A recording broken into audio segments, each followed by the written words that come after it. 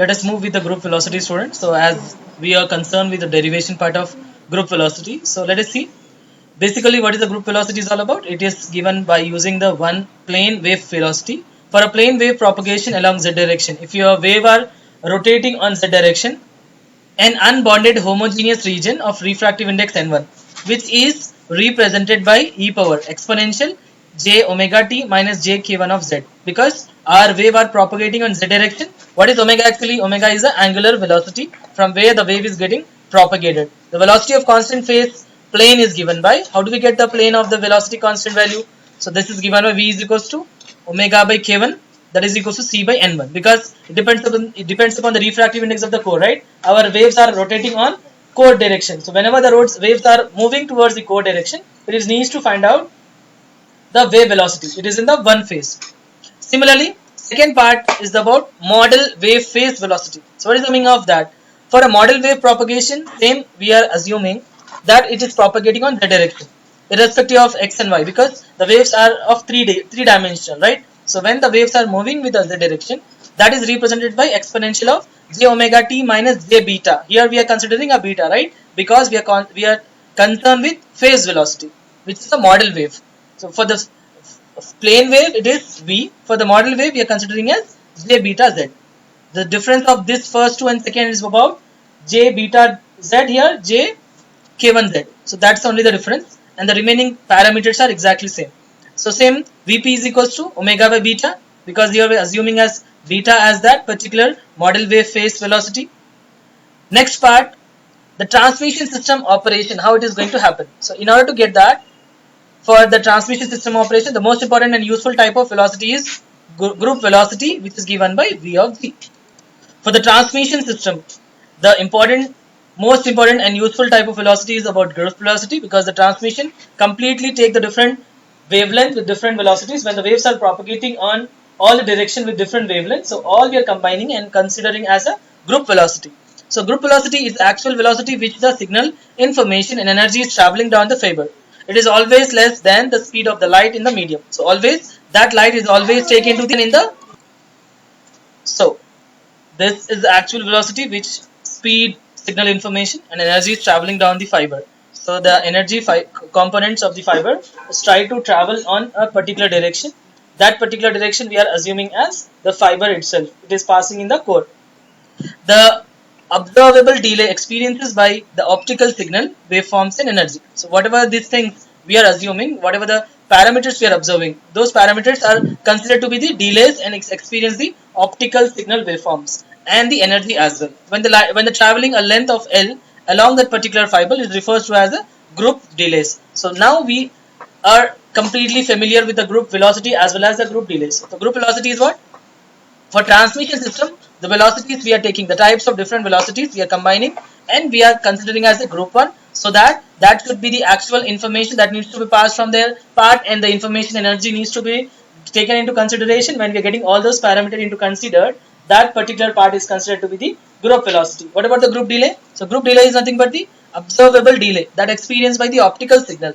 When it is going to experience, when we are passing the signal from the wave of energy, when it's traveling with a length L, because our waves are traveling in a kilometers. So obviously whenever they are traveling that particular kilometer, they might have some obstacles, right? In order to overcome for those kind of obstacles, it needs to be overcome from those parameters. So when it's getting overcome from all those kind of parameters, it experiences a delays in information travel. So that is considered to be the group delay. So let's move with the derivation part of group velocity and group delay. So group velocity is given by Vp is equals to d omega by d beta. We need to differentiate omega parameters with respect to beta, because we are considering what? Group velocity. What about the group delay is given by? Delay is nothing but reverse of the frequency, right? Tg is equals to 1 by Vg. So this is nothing but L, because always we consider about L, right? So L by Vg. Length needs to be considered, and Vg is what? D omega by d beta. If you take a reverse of it, d beta by d omega. So this is the propagation parameter.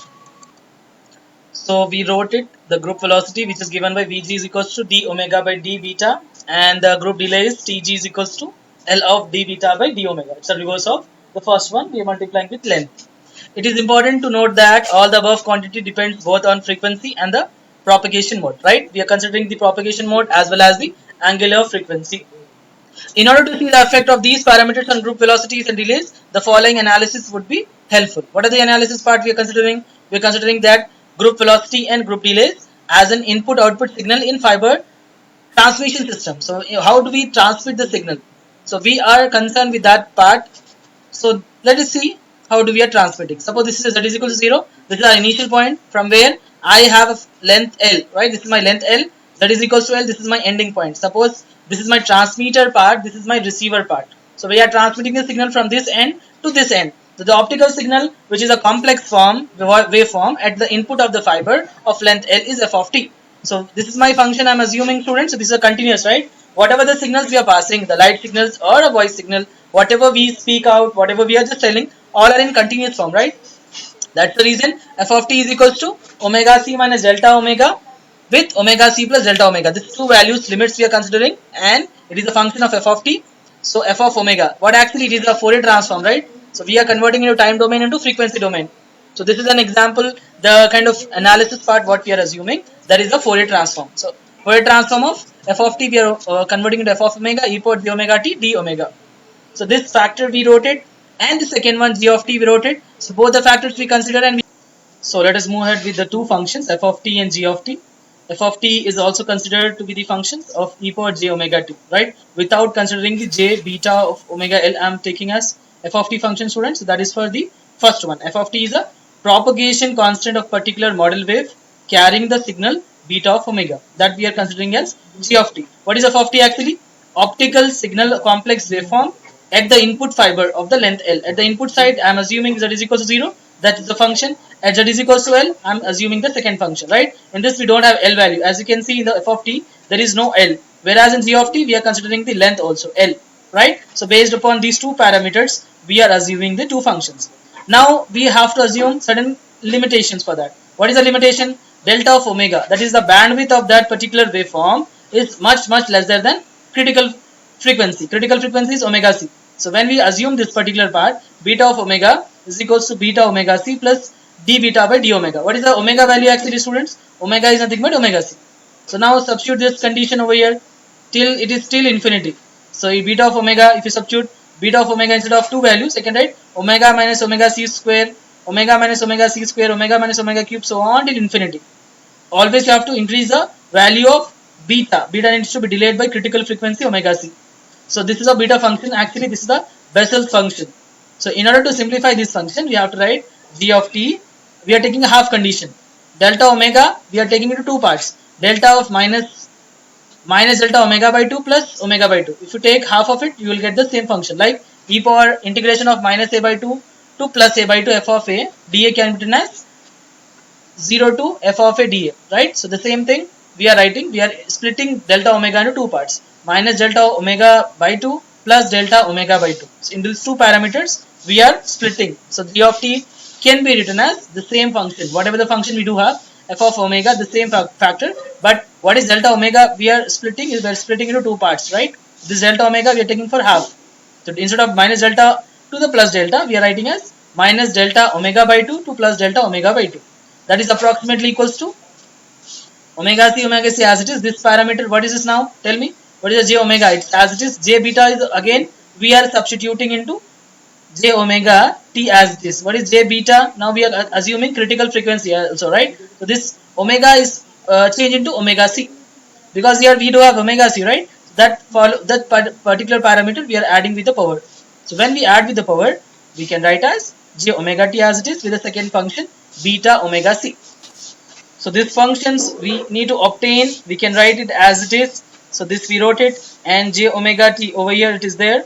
This j omega t, what actually we modified? This j omega t modified as this function.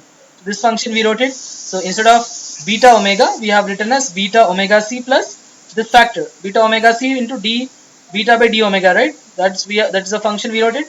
What is the critical value for that? At omega is equals to omega c, you have to differentiate the beta function.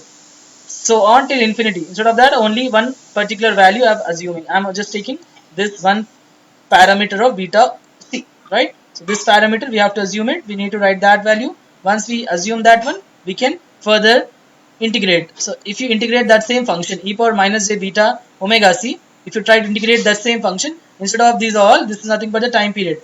this beta omega c I can write as T of L d beta by d omega with d omega. So all the things you need to do at the end, you have to write this as it.